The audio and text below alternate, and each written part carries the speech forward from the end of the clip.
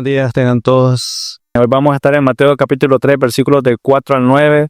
Mateo capítulo 3, versículos de 4 al 9. O sea que abran sus Biblias, acompáñenme ahí, leamos rapidito. Juan tenía un vestido de pelo de camello y un cinto de cuero a la cintura, y su comida era de langostas y miel silvestres, ¿no? Qué rico. Entonces Jerusalén, toda Judea y toda la región alrededor del Jordán acudían a él. Y aquí viene la parte central de la prédica hoy. Y confesando sus pecados, eran bautizados por Juan en el río Jordán. Confesando sus pecados, eran bautizados por Juan en el río Jordán. Pero cuando vio que muchos de los fariseos y saduceos venían por el bautismo, les dijo, mira qué interesante, porque el mensaje de Juan a ellos no dijo, oh, qué alegría, qué gozo que están ustedes, sino que les dijo a los fariseos y a los saduceos, camada de víboras, camada de víboras. ¿Quién les enseñó a huir de la ira que está por venir?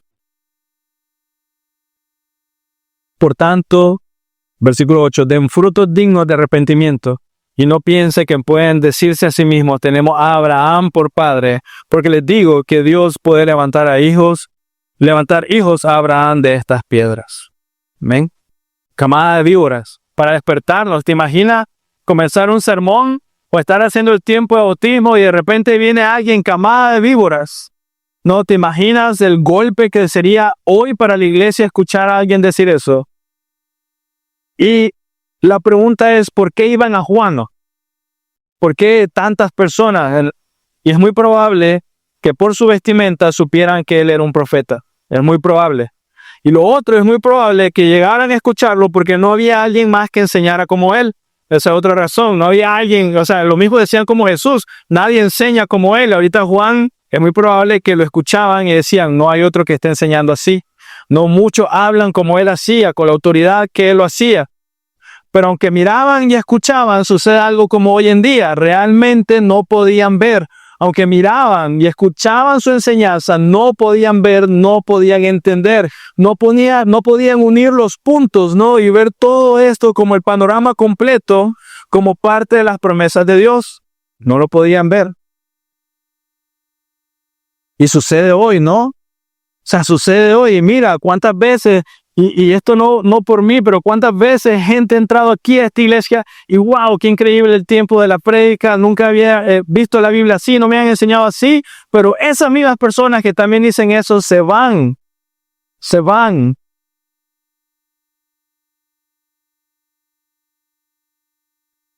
Y ellos eran incapaces de unir los puntos.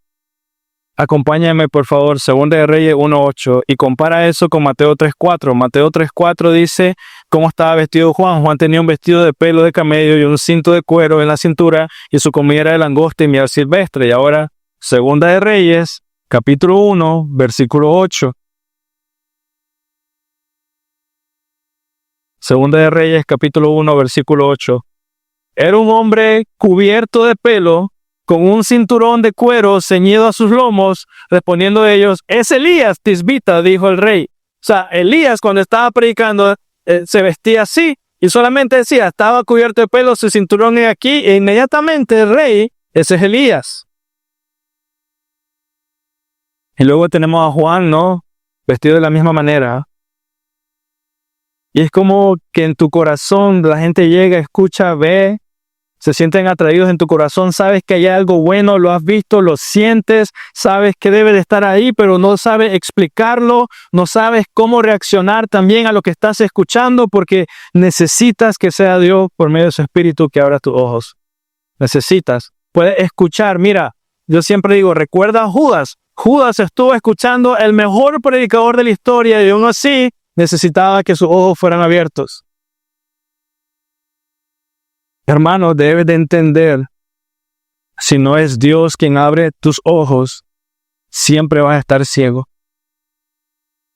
Si no es Dios que abre tus ojos, siempre vas a estar ciego. Hermano mío, entiende. Si estás ahorita escuchando, Dios está moviendo tu corazón, abriendo tu mente, preparándote para escuchar el Evangelio, dale gloria al Señor. Porque si no fuera por Dios, estarías levantándote en este momento y estarías saliendo. Tienes que entenderlo. O ni siquiera te atreverías a venir, dirías, es una pérdida de tiempo, ¿para qué viajar? Si no es Dios quien abre tus ojos, siempre vas a estar ciego siguiendo la oscuridad, aunque escuches.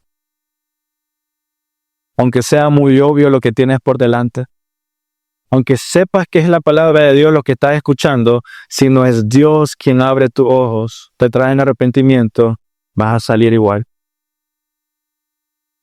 Así que vemos en los primeros versículos personas de todas partes, versículo 5, dispuestos a ir y escuchar y aprender. Más adelante, Mateo habla sobre los fariseos y los saduceos, hombres de renombre, hombres importantes en el círculo de la iglesia. Pero esos hombres importantes estaban caminando en ceguera, estaban colocando la mirada en sus títulos, en sus rituales, en su genealogía, porque ellos decían que eran hijos de Abraham, estaban colocando títulos en sus victorias, totalmente ciegos. Estaban colocando la mirada en algo más, en lo que hacían, en lo que pensaban, en cómo se vestían, no sé, totalmente ciegos. La semana pasada miramos que Mateo capítulo 3 hace referencia al libro de Isaías. Dijimos que cuando Mateo 3:3 dice, voz del que clama en el desierto, preparen el camino del Señor, hagan derechas sus sendas, dijimos que eso es Isaías capítulo 40. Pero también ese mismo versículo, esa misma idea de preparar el camino, está representada en Malaquías capítulo 4, versículos 5 y 6. O sea, si estás en Mateo, vete al libro anterior, ese es Malaquías. O sea, solo tienes que hacer tu Biblia unas 4 páginas probablemente para atrás y vas a ir al libro de Malaquías. Malaquías capítulo 4, versículos 5 al 6. Y noten esto, se los leo primero. Ese es el último libro del Antiguo Testamento en nuestra Biblia, aunque en la Biblia hebrea no lo es, pero en nuestra Biblia es el último libro del Antiguo Testamento. Yo les envío el profeta Elías antes de que venga el día del Señor, día grande y terrible, dice el profeta. 6. Ahora miren lo que dice. Él hará volver el corazón de los padres hacia los hijos y el corazón de los hijos hacia los padres. No sea que yo venga y hiera a la tierra con maldición. Hará volver el corazón de los hijos a los padres. Y es increíble que la Biblia cierre su último capítulo en el Antiguo Testamento de esa manera. Realmente es interesante con esas palabras. Versículo 6, el último versículo, hacer volver el corazón de los hijos a los padres y de los padres a los hijos. Es como la Biblia no cierra diciendo, y pongan atención porque eso es lo que la iglesia predica hoy, erróneamente. La iglesia te enseña hoy, serán conocidos los deseos de tu corazón, serán concedidos los deseos de tu corazón. Enseña la iglesia hoy. Pero la Biblia dice, hacer volver tu corazón a tu padre y hacer volver el corazón de los padres a los hijos. Y quiero que regresemos al principio. Piensa en Génesis, en la creación, cuando Dios hizo a Adán y Eva. ¿Cuál fue la orden que le dio Dios a Adán y Eva cuando los casó a los dos? Les dijo, sean fructíferos y multiplíquense. Tener hijos que honren a sus padres. Tener descendencia, padres criando a sus hijos que honran a Dios. Y Malaquías, lo que está profetizando el hombre aquí, Malaquías está diciendo que Dios va a hacer volver el corazón de los hijos a los padres, de los padres a los hijos. No está predicando prosperidad.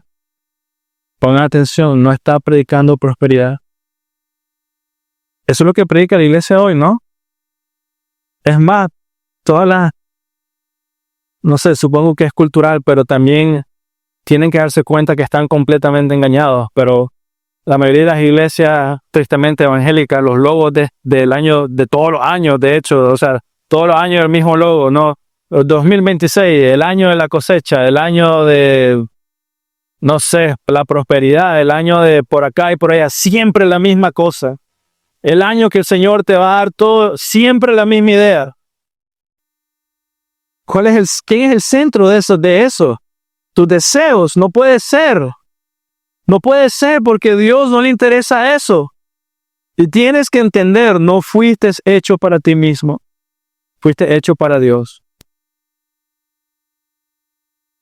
La razón que vienes a la iglesia no es porque Dios te va a multiplicar 10, 100, 1000. Esa no es la razón. Es porque fuiste hecho para Él. Porque el Señor en Malaquías y lo que hemos estado viendo las últimas semanas va a hacer volver tu corazón hacia tu Padre. Va a hacerte dejar de pensar en ti y servir a los demás. En esta tierra lo mejor que puedes hacer es volver tu corazón hacia Dios primeramente, eso es lo más importante. Y luego como Malaquías, hacia tu padre, hacia tu hijo, hacia tus hermanos, la iglesia, lo mejor.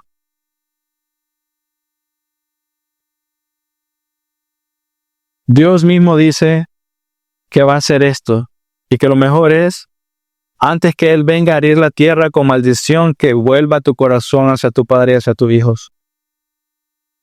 No dice, no sé, darte el dinero que necesitas, darte aquí, hacer allá, aquí, nada de eso.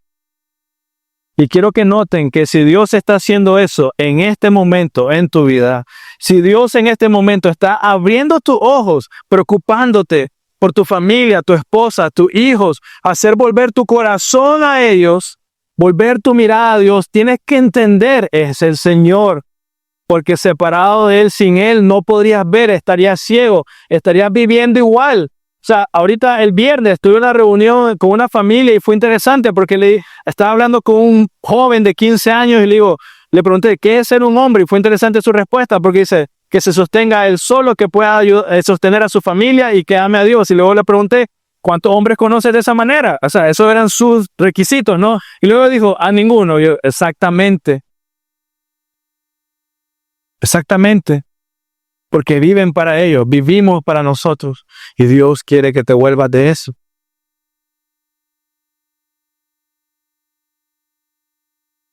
Volver tu corazón a Dios, entregar tu corazón a tus seres amados, es una evidencia clara de que Dios está obrando.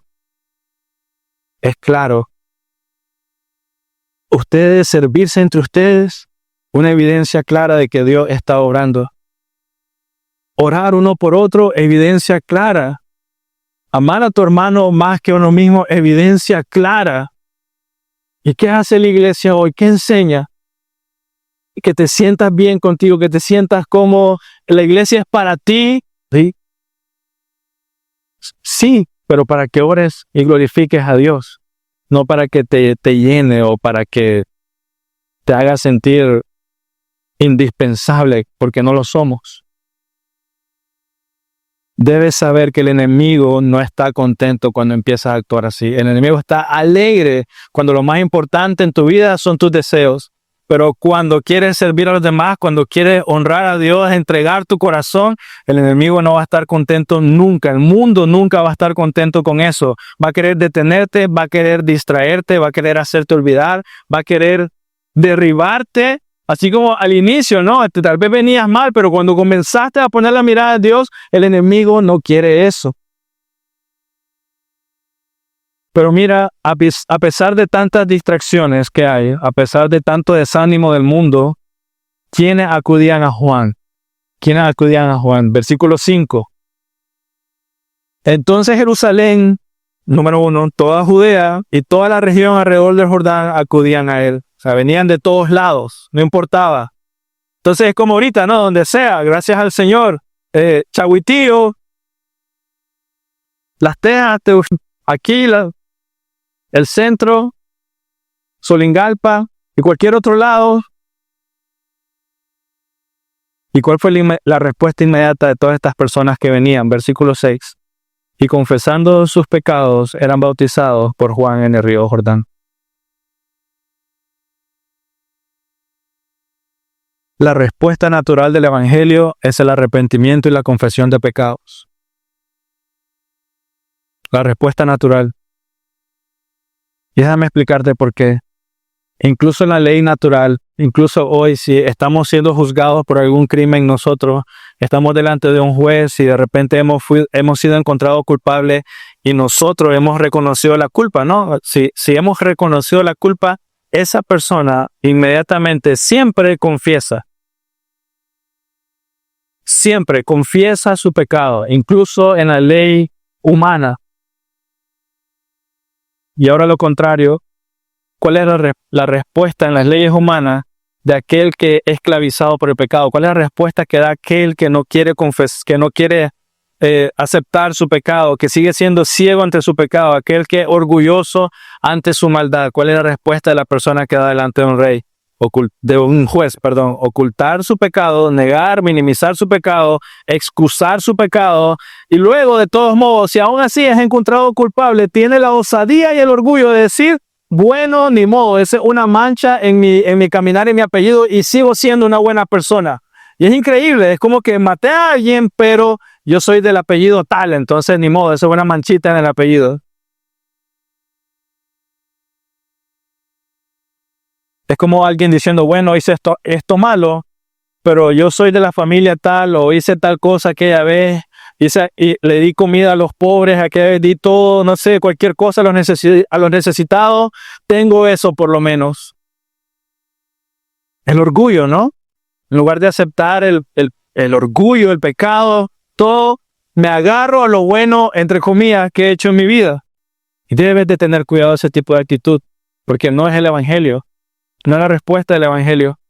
Porque si el mundo sabe reconocer al malvado, si el mundo sabe reconocer a aquel que oculta, si el mundo sabe reconocer a aquel que es orgulloso, mucho más Dios. Mucho más Dios. Así que no busques manipular, engañar. No busques minimizar, poner debajo de la alfombra o debajo de la cama, donde sea. No busques ponerlo allá atrás, olvidar. La respuesta inevitable del evangelio es arrepentimiento, confesión y fe. Dios quiere que te arrepientes, que confieses tu pecado y que creas en Él para hallar salvación.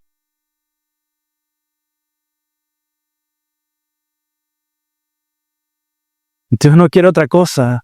Dios no quiere que te acerques y le digas, Dios, ¿te acuerdas aquella vez que fui todos los domingos a la iglesia? Me gané el cielo, Señor. Dios quiere que te arrepientes, confíes tu pecado y creas en Él para salvación. Nada más. Y en eso tan sencillo caemos. Una muestra de arrepentimiento genuino, hermanos, es la confesión de pecado. Es la confesión.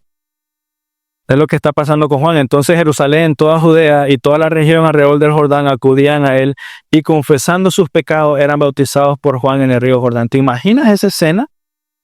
Todos llegando, ahí está el río y de repente Juan, no sé, me imagino, creer en el Señor Jesucristo como tu Señor y Salvador. Y sí, y en ese momento, perdónenme, hermanos, porque he robado, he mentido, me arrepiento de mi pecado.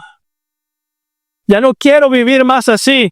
Bautizado en nombre del Padre, el Hijo y el Espíritu. Bueno, aunque todavía no pasaba eso, más adelante sucedió, quiero ser muy claro con eso. El bautismo de Juan todavía no tenía esa estructura, pero ¿te imaginas? Todos confesando, o sea, el bautizo, confesando pecado, fuera de lo normal, ¿no? Dios quiere que te arrepientas, confieses tu pecado y creas en Él para hallar salvación. Según vemos en Juan, hubo muchas personas de todos lados que iban a donde Él, reconocieron su pecaminosidad, reconocieron su necesidad de preparar sus corazones para el Mesías y estaban dispuestos a hacer lo necesario, recorrer lo necesario para hacer algo al respecto. Viajaban al desierto a ser bautizados. Y parece que Mateo entonces nos está dando como una cierta estructura y quiero que vean eso, no es como escrito en piedra, pero nos está dando ciertas características que deben de haber en todo aquel que realmente ha nacido de nuevo. Y aquí es donde deben de poner atención. Mateo nos está dando ciertas características, rasgos que deben existir cuando hay nueva vida, cuando has nacido verdaderamente como para el Señor. Número 1, experimentas la gracia de Dios. Todos están confesando su pecado. Experimentas gracia de Dios al llamarte Él para ser parte de su reino. La semana pasada, arrepiente de sus pecados porque el reino de los cielos se acerca. Experimentas la gracia de su llamado. Experimentas arrepentimiento. Todos están confesando, están sintiéndose culpables, digamos, se sienten mal por el dolor del pecado en ellos, de la separación con Dios, que van. Hay confesión porque saben, entienden que es pecar, que es un pecador la persona. Entonces, gracias a Dios, arrepentimiento, confesión. Hay fe a recibir la gracia que no merecían. Se acercan a ser bautizados en fe.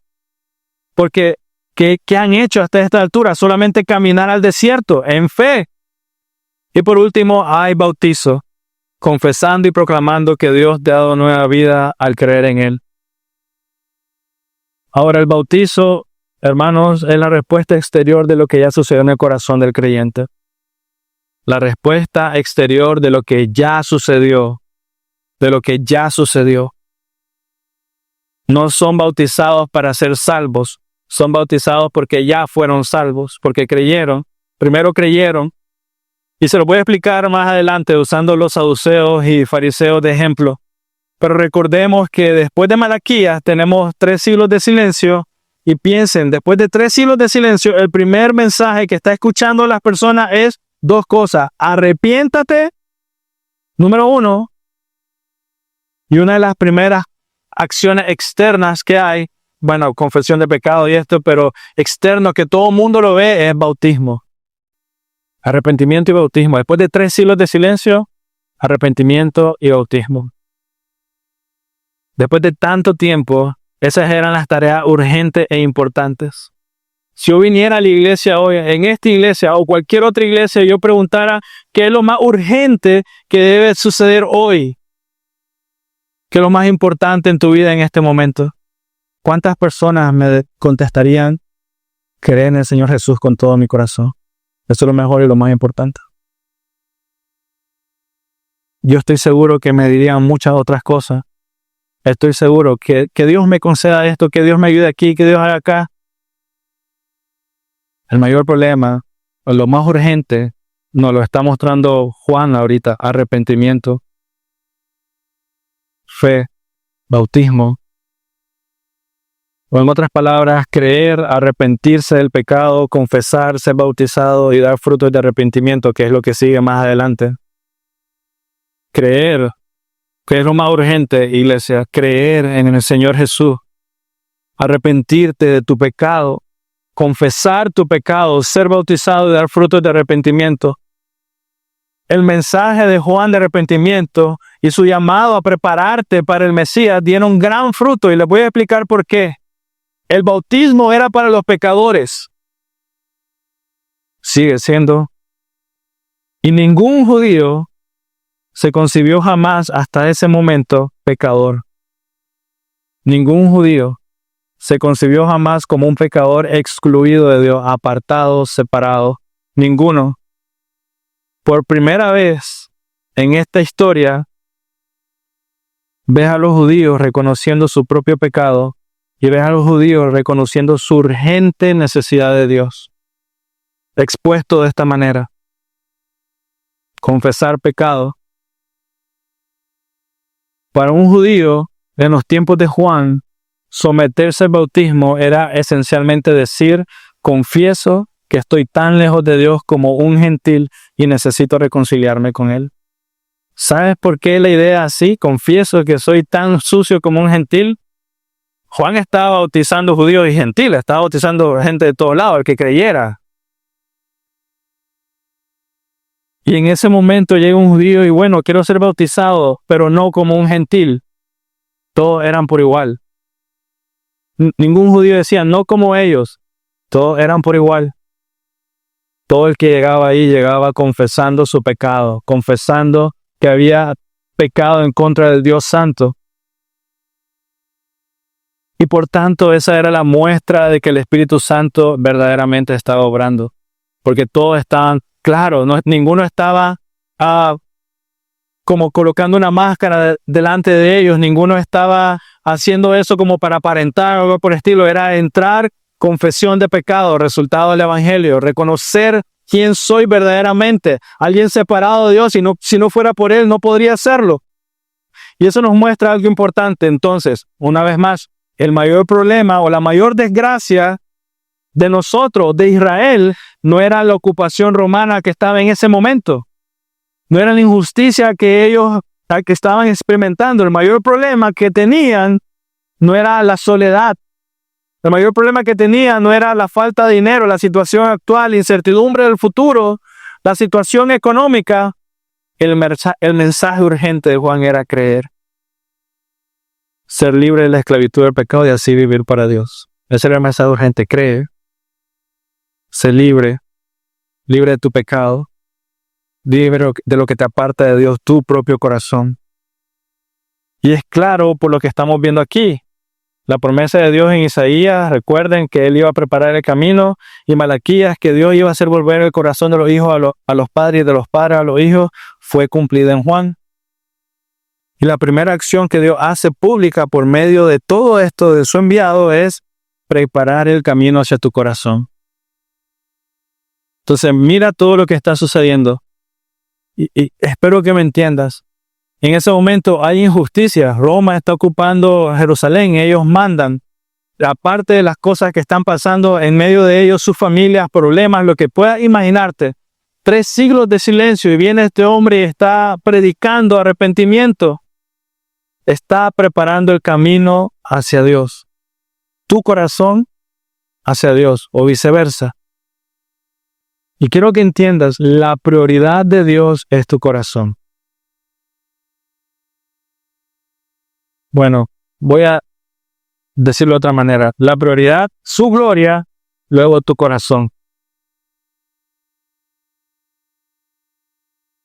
Tu pecado que te separa de Él. No las circunstancias alrededor tuya. Y así es, ¿no? Estamos en el capítulo 3. ¿Qué es lo primero que Dios está haciendo? Preparando el camino para que creas. No está viendo las demás cosas, no está haciendo las demás circunstancias, preparando el camino para que creas. ¿Cuál es la prioridad de Dios hoy para ti? ¿Darte un mejor trabajo? Mira, gloria a Dios si lo hace. Pero esa es la prioridad realmente. Es tu corazón. Tu corazón. Así que mi pregunta para ti, ¿es tu prioridad preparar tu corazón para Dios? ¿Es tu prioridad el Señor? No prepares tu corazón para el mundo. Pierdes el tiempo. No te prepares para disfrutar los placeres del mundo. Prepara tu corazón para Dios. Para ser lleno de Él.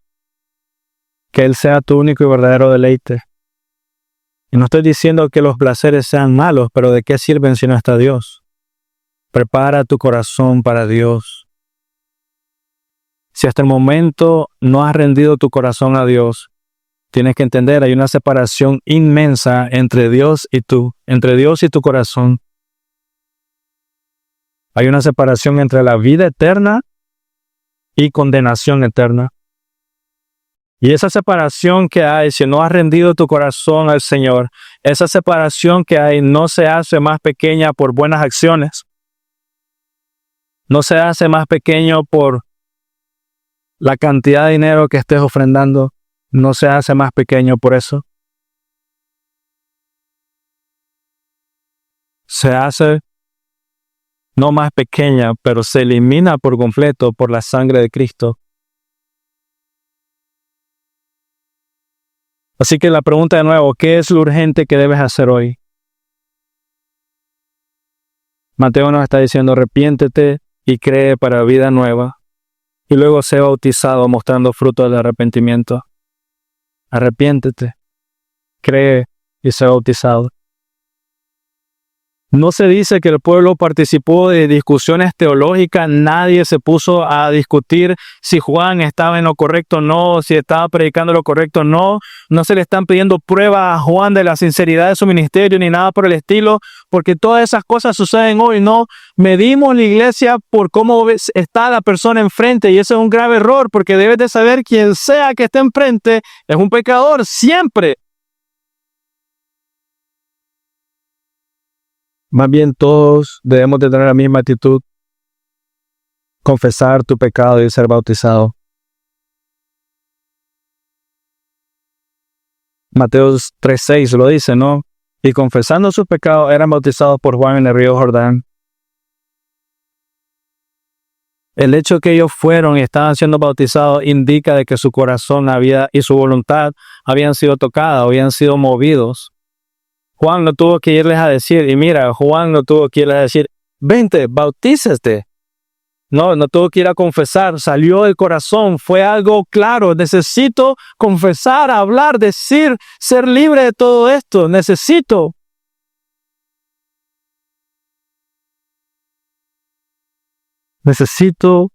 creer, confesar mi pecado y ser bautizado. Afectó todo su ser. La confesión del pecado, hermanos, es el resultado de un corazón contrito y humillado. Salmo 51, 17. Ustedes conocen muy bien este versículo, lo han escuchado tantas veces. Es el rey David, ¿no? Que estaba haciendo, confesando su pecado de lo que había hecho al matar y el ser infiel. Salmo 51, 17. Los sacrificios de Dios son el espíritu contrito. Al corazón contrito y humillado, oh Dios, no despreciarás. Mira qué interesante. Aquí tienes un rey. Él comienza en el versículo 1. Ten piedad de mí, oh Dios, conforme a tu misericordia, conforme a lo inmenso de tu compasión, borra mis transgresiones. Él está confesando, él está diciendo, reconociendo, soy pecador. Y termina diciendo, el rey, que tiene mucho más dinero que todos nosotros aquí, y no sé, incluso que toda esta ciudad, si tú quieres verlo de esa manera.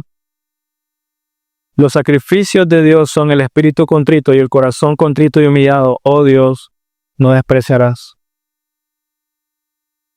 Escucha, iglesia. El corazón contrito y humillado jamás va a ser despreciado por Dios. Nunca. Entiéndelo. Nunca.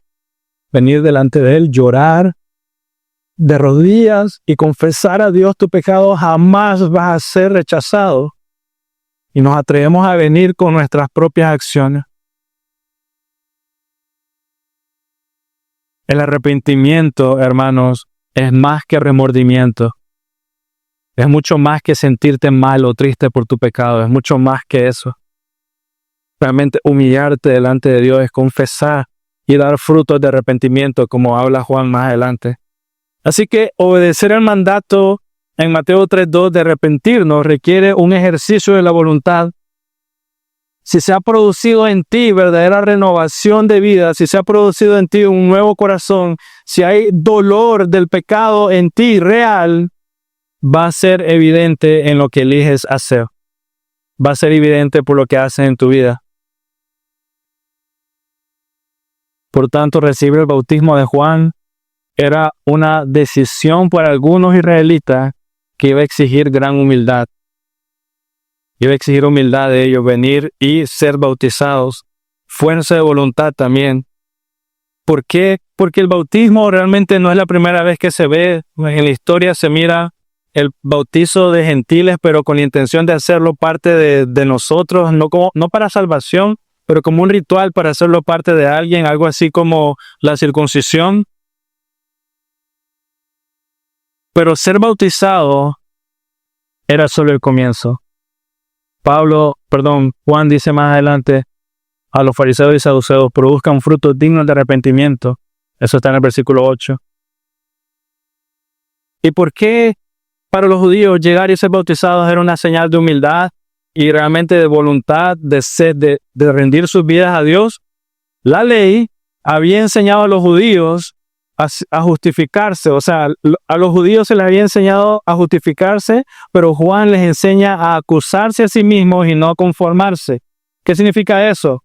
Ellos tenían, el sacerdote iba y ofrecía sacrificio, había una vez al año un sacrificio inmenso por el pecado de todo el mundo. Entonces ellos habían sido enseñados de que hay un sacrificio una vez al año que lo iba a limpiar completamente el pecado, y luego estaba el sacrificio que daban en la semana o todos los holocaustos que hay de perdón, y había todo un sistema para que algo más tomara el pecado de ellos, algo más representara su culpa.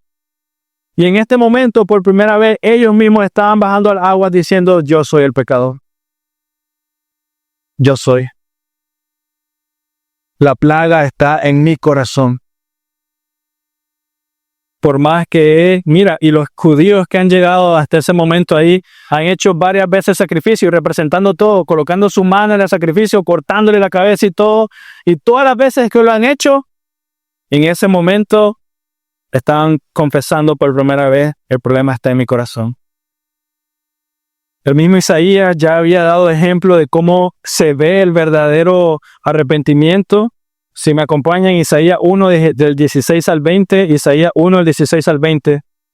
Recuerden que Isaías 40 habla sobre que iba a venir un profeta que iba a preparar el camino, pero Isaías comenzó su predicación hablando cómo se ve el verdadero arrepentimiento. 1 del 16 al 20 dice: lávense, límpiense, quiten la maldad de sus obras de delante de mis ojos, cesen de hacer el mal, aprendan a hacer el bien, busquen la justicia, reprendan al opresor, defiendan al huérfano, aboguen por la viuda.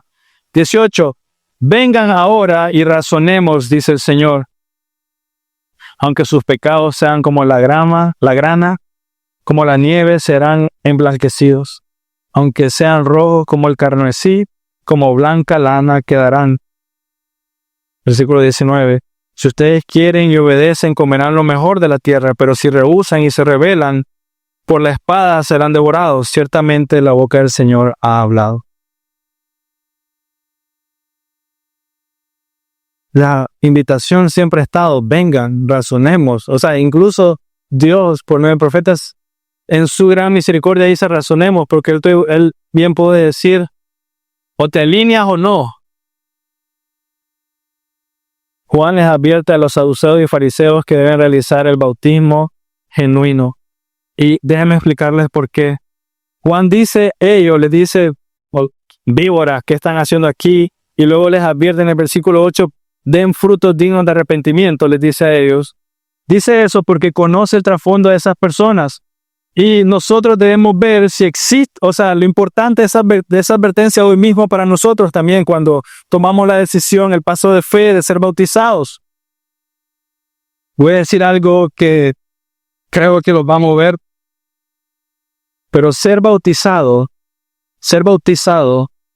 no es certeza de salvación. Pero los fariseos y saduceos probablemente creían eso. No es un bautismo para luego regresar a tu vida y hacer lo mismo siempre, regresar a lo cotidiano. Los fariseos eran una comunidad de miembros laicos, o sea, los fariseos eran legalistas, los fariseos estaban relacionados con las sinagogas locales, eran populares, eran gente común, pero su nombre fariseo significaba separados o apartados, o sea que ellos eran conocidos por seguir rigurosamente la ley. Y también las tradiciones, ellos eran conocidos por ellos, ¿no? De colocarse las filacterias, aquí, las borlas de los mantos, todas esas cosas eran conocidos por llevar hasta el extremo la ley. Ellos eran los que estaban listos en la iglesia para exaltar su propio cumplimiento de la ley. No eran los primeros en decir, vamos a hacer un ayuno de 5 días o de 40 días. Yo primero no voy a comer nada. Ellos eran los primeros de hablar de esa forma, ¿no? O sea, luego los saduceos eran conocidos por negar lo sobrenatural. Estos eran más cerebrales, digamos. Seguían el Pentateuco al pie de la letra, los primeros 5 libros, pero ellos negaban la existencia de los ángeles y negaban la resurrección. O sea, era lo que miraban y lo que leían, conocimiento. A diferencia de los fariseos, los saduceos rechazaban la tradición humana, aceptaban únicamente el Pentateuco como única autoridad, despreciaban el legalismo, solían ser miembros adinerados, tenían mucho control en la iglesia, eran aristócratas de la tribu sacerdotal. Y en la época de Herodes ellos controlaban el templo, aunque este grupo era muy pequeño. Pero miren, interesante, los fariseos y saduceos tenían muy poco en común, eran muy extremistas. Los fariseos eran ritualistas, los saduceos eran racionalistas, pensaban mucho. Los fariseos eran legalistas, los saduceos eran bastante liberales. Los fariseos eran separatistas, no, yo cumplo la ley, ustedes no, por tanto yo soy más santo. Los saduceos, por otro lado, eran conciliadores y oportunistas políticos, ocupaban las circunstancias a su favor. Sin embargo, estos dos que tenían tantas cosas en contra, no tenían casi nada en común, se unieron para oponerse a Cristo y matarlo. Ambos grupos eran la gente más influyente de la época. Y aquí viene la parte interesante. Ambos son llamados víboras por Juan. Ambos se caracterizaban por ser sigilosos, por planear y luego atacar inesperadamente. Muchos saduceos y fariseos acudieron al bautismo seguramente con orgullos. Muchos. Seguramente dijeron, ve, eso es lo nuevo que hay, ¿no? Esa es la nueva tendencia, ir donde Juan y ser bautizados, vayamos. Eran los primeros por hacer fila, eran los que tal vez pensaban, hagan paso porque aquí venimos. ¿Le explico el orgullo? Seguramente ellos estaban ansiosos de mostrar al mundo lo preparados que estaban para el Mesías. Por eso abran paso, venimos nosotros a ser bautizados también y cumplir las exigencias de la ley. Pero había cumplimiento sin corazón. Había cumplimiento sin corazón. Juan inmediatamente les recordó a ellos que el verdadero arrepentimiento se manifiesta en la vida personal. Verdadero arrepentimiento se va a ver en tu vida. Debe ser un arrepentimiento vivo, no solo algo verbal o de apariencia.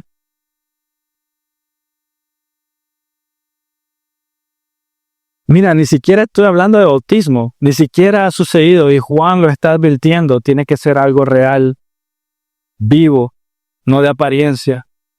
Y con eso debes ver entonces, y escucha, el verdadero arrepentimiento, el verdadero bautismo no es estéril.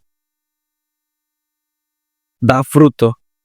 El verdadero arrepentimiento da fruto, el verdadero bautismo da fruto. Debe producir frutos de santidad.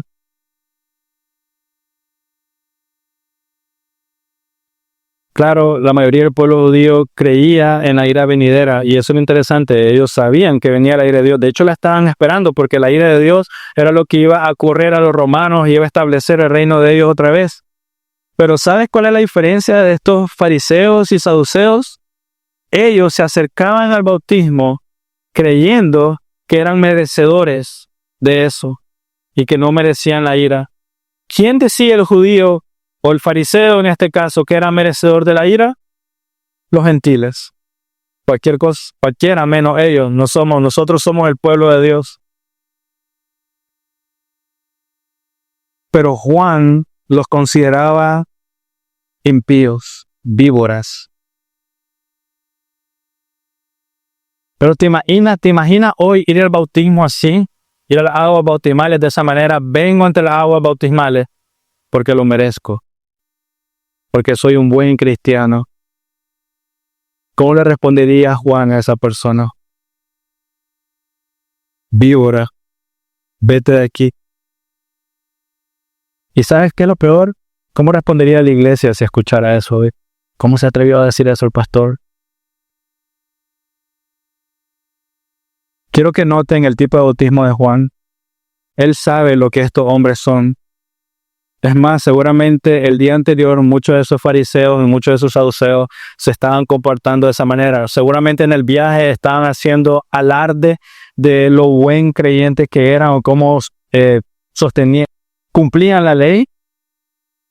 Seguramente ellos seguían actuando legalistas o ritualistas en lo que iban caminando y es muy probable que la razón que están ahí delante de Juan sean por lo mismo, ¿no? Por demostrar que ellos pueden.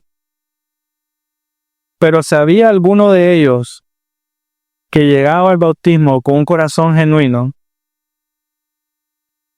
ese iba a ser bautizado y ese iba a ser salvo. Eso es interesante. ¿Sabía alguno de ellos que cuando Juan dijo víbora, den frutos de arrepentimiento, abrió su ojo y realmente entendió su condición? Esa persona iba a ser salva y luego bautizada. Y eso demuestra algo, hermanos. Es Dios el que lo hace. Es su obra, no mis obras. Eso demuestra que es la fe en Él, no mis emociones, lo que me salva. No mis actos, la fe en Él. Es Dios que me fortalece para seguir caminando de ahora en adelante. Es Dios que me da seguridad de salvación. Es Dios que me da ánimo. Es Dios quien me llamó al bautismo. Es Dios quien abrió el camino para hacerlo. No soy yo. Es Dios quien preparó el camino. Es Dios que me dio nueva vida. Es Dios que me dio nuevos deseos. Es Dios que me dio hambre de su palabra. Así que no son los actos de los hombres los que traen salvación. Es Dios mismo. No es mi decisión de ser bautizado. Es Dios quien me llamó. Es Dios quien abrió mis ojos. Es Dios quien me dio la fe. Es Dios quien me trajo del arrepentimiento. Es Dios quien me dio su gracia. Amén. ¿Cuál es mi garantía entonces? De ahora en adelante deseo vivir solo para el Señor. Versículo 8. Den frutos dignos de arrepentimiento.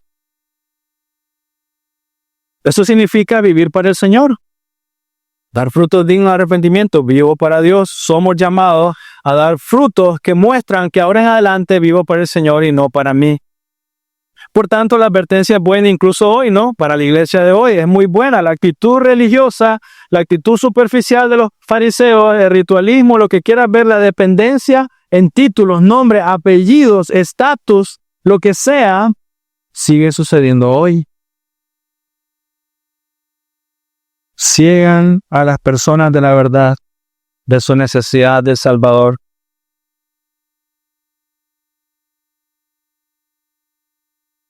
Hermanos, mis hijos no son salvos porque son hijos del pastor.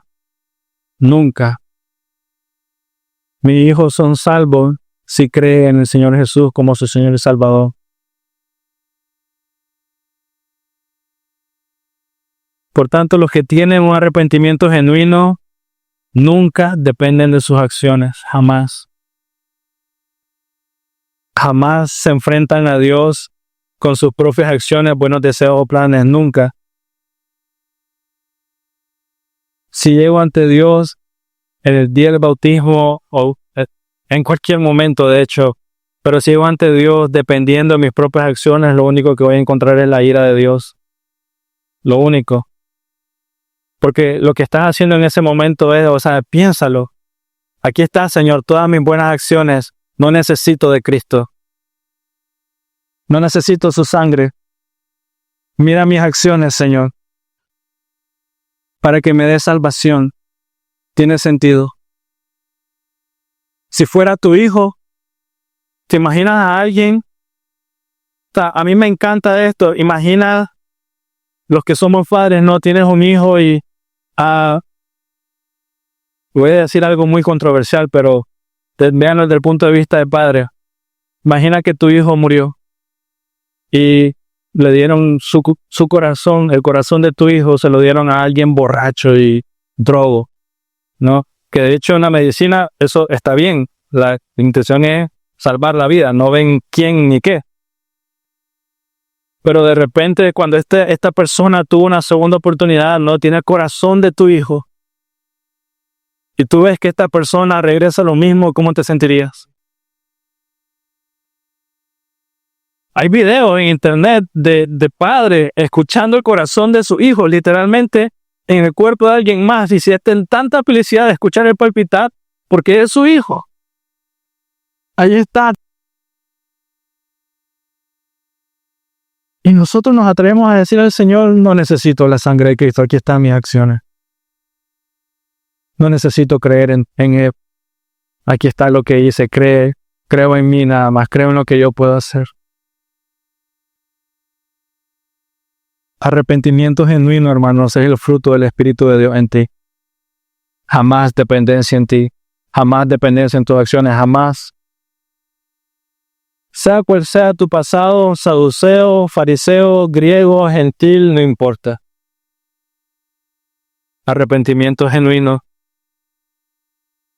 Juan no quiere tener grupos influyentes en la iglesia. Juan no quiere tener adoradores genuinos.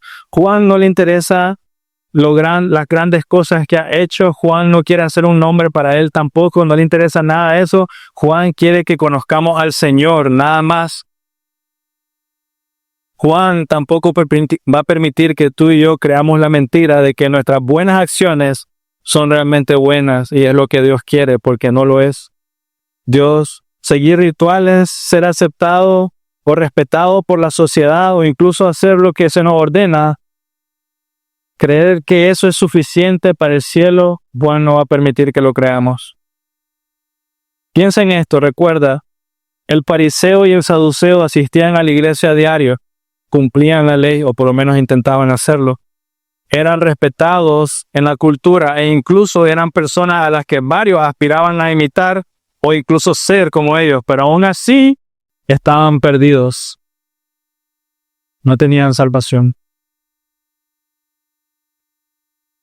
Hermanos, el arrepentimiento significa apartarse del pecado, dejar de verte a ti mismo y mirar solo al Señor. Es volverse a Dios por completo. Así que deben de suceder dos cosas cuando venimos al Señor: arrepentimiento y fe. Van de la mano, arrepentimiento y fe. El arrepentimiento no es una obra,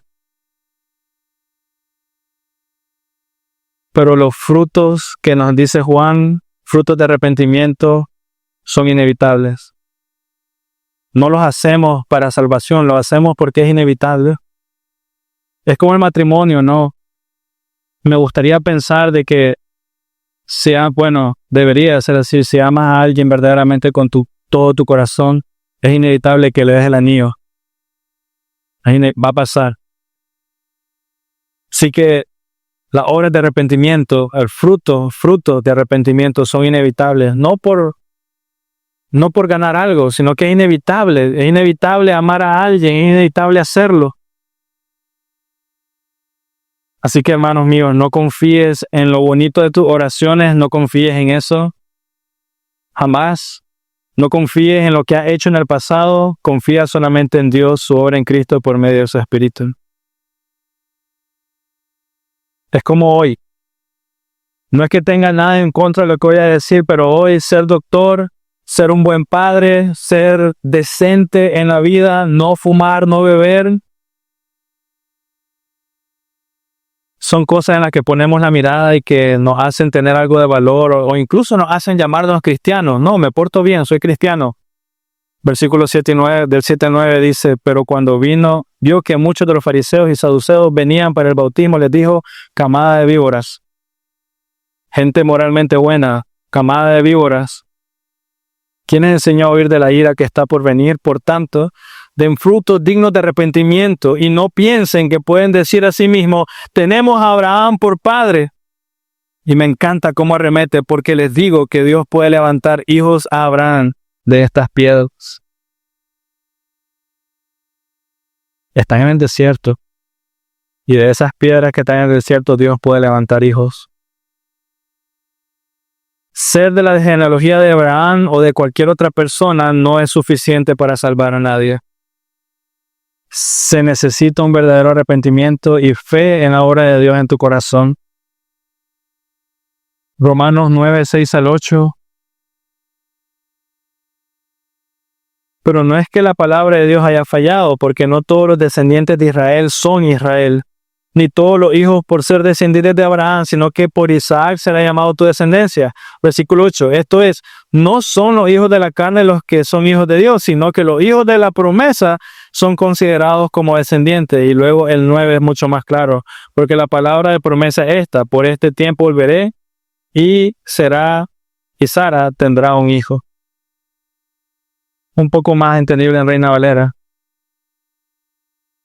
Pero piénsalo de esta manera: qué tonto e insensato de nuestra parte tener la idea de que somos creyentes porque tenemos tal apellido, porque hay tal cosa en mi familia, porque soy de tal tribu. Qué tonto e insensato es pensar que como soy de la descendencia de Abraham, eso soy el único pueblo de Dios.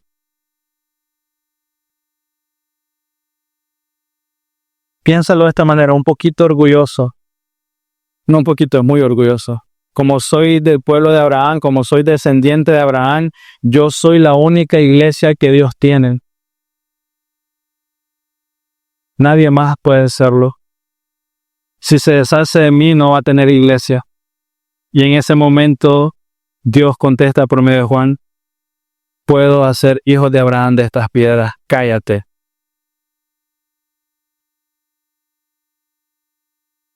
Hoy en día, hermanos, es peor, porque humanamente hablando les diría, por lo menos el judío puede decir que es descendiente de una tribu, si es que pudiera decirlo hoy, o que es judío, no sé.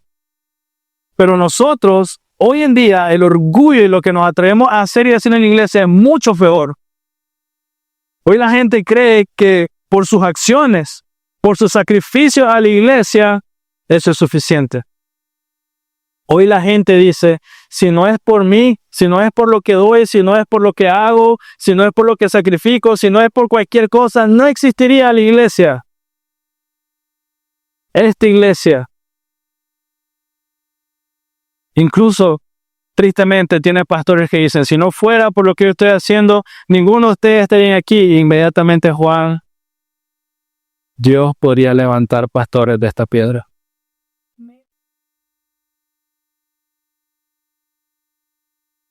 Pero Juan les muestra la insensatez a todos ellos.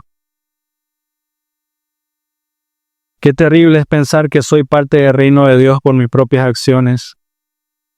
Mira, sinceramente, la pregunta es muy sencilla. ¿Quieres estar en el cielo porque tú te lo ganaste o porque Dios te llamó? La primera es imposible. Pero incluso si fuera posible, preferiría mucho más decir, Dios preparó el camino, me buscó, yo era una oveja terca y me buscó, me mostró su amor, me llamó a vida, me hizo hijo suyo, me adoptó, me dio heredad en los cielos por la eternidad.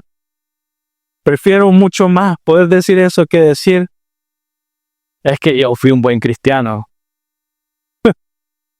¿Me entiendes? Es una locura.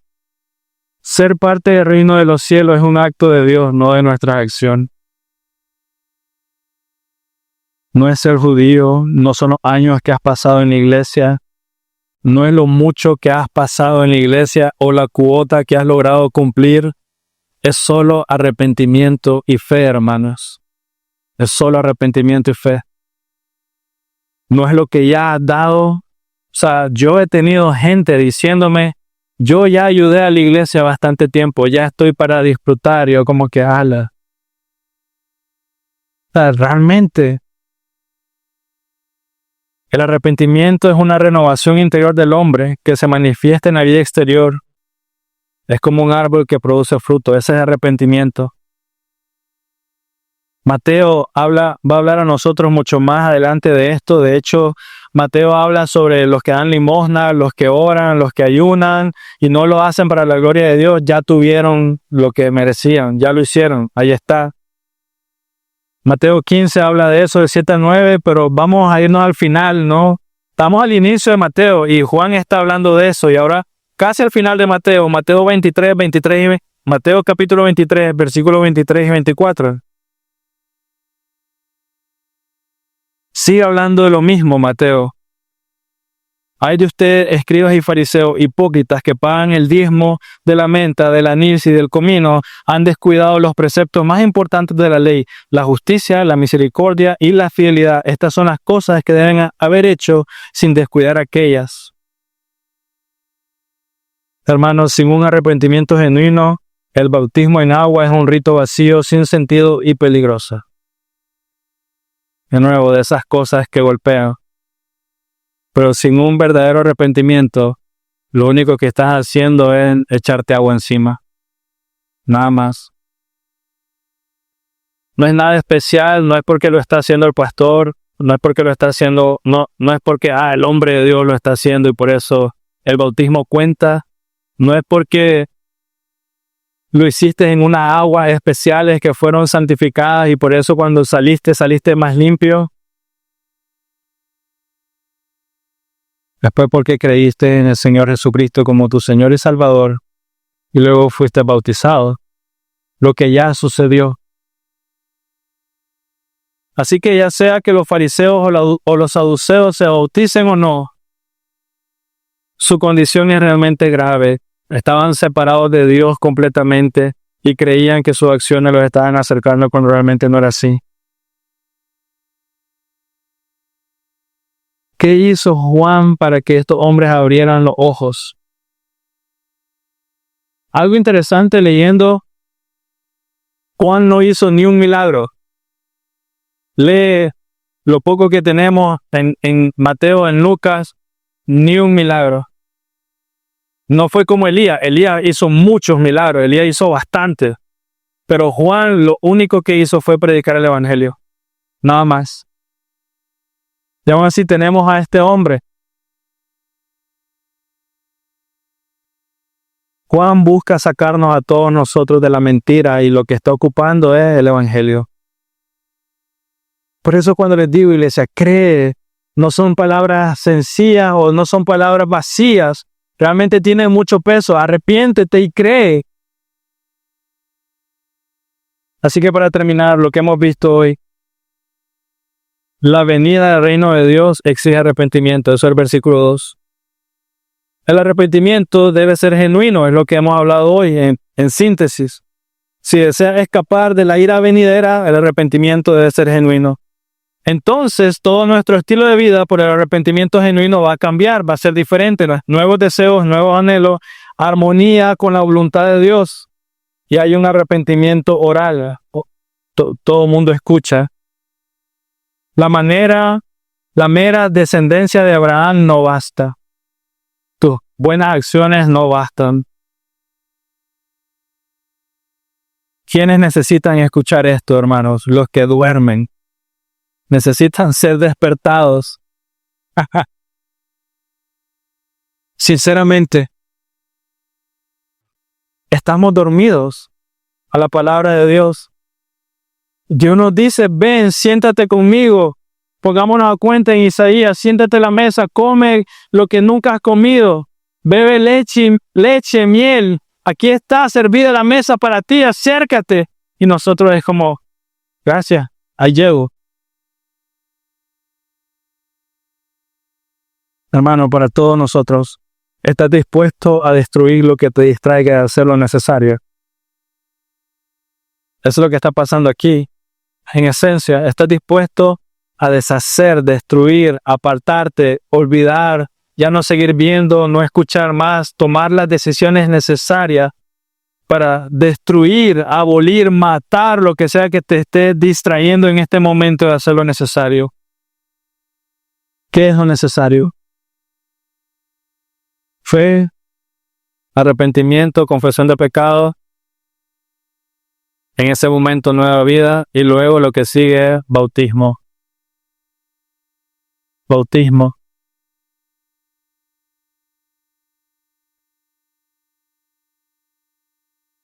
Juan capítulo 6, versículo 29.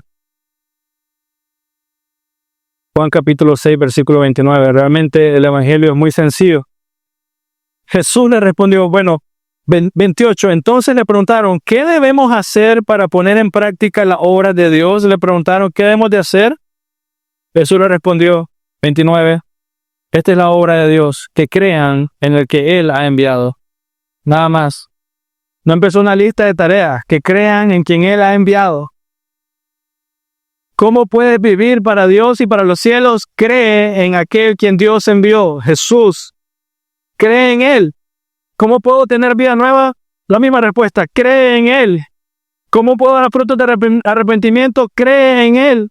¿Cómo puedo tener nueva vida hoy para estar en los cielos en la eternidad? Cree en Él. Deja de pensar en ti. Cree en Él. Muere a tu yo. Vive para Él. Cree en Él. Así de sencillo. Así que de nuevo, ¿estás dispuesto a destruir todo lo que distraiga para hacer lo necesario? Todas las mentiras. Antes de creer en Dios debo hacer esto. Antes de creer en Dios, antes de poderme sentir digno de estar delante de Dios, debo hacer esto, hermano. Saduceos y fariseos se acercaron. Y si ese saduceo y fariseo fue bautizado, arrepintiéndose de su pecado, verdaderamente te pregunto, después de todo lo que has escuchado, ¿ese saduceo o fariseo no iba a ser salvo? ¿O sí? Si se arrepentía genuinamente, si creía, ¿iba a ser salvo, sí o no? Amén. ¿Qué te detiene en creer? ¿Qué te detiene en entregar tu vida a Dios? ¿Qué te detiene de dejar de poner excusa y simplemente entregar tu corazón? Eso es todo. Por tanto, iglesia, arrepiéntete y cree. No esperes más. Arrepiéntete y cree. Oremos. Dios, gracias por hoy, por el tiempo, Señor. Tú eres bueno y misericordioso porque nos abre los ojos. Ayúdanos a no seguir en ningún momento dependiendo de nuestras propias fuerzas, de nuestras propias ideas, Señor, y ayúdanos a creer. Líbrame de mí, Señor, líbrame de mi propia vida, líbrame de lo que pienso, Señor. Ayúdame a creer el Evangelio únicamente. Señor, ayúdame a ver el regalo de que me has llamado, Señor, para servirte. Me has llamado, has preparado el camino para que mi corazón, para que mis ojos puedan ver, para que mis oídos puedan escuchar. Enséñame, Señor, a valorar eso. Enséñame, por favor, para que mi corazón realmente experimente arrepentimiento genuino y dar fruto que te honre. ¿Cuál es ese fruto, Señor? ¿Cuál es esa obra? Creer. Así que Dios, como tu palabra misma lo dice, el que cree en su corazón y confiesa con su boca es salvo. Y yo creo eso. Amén.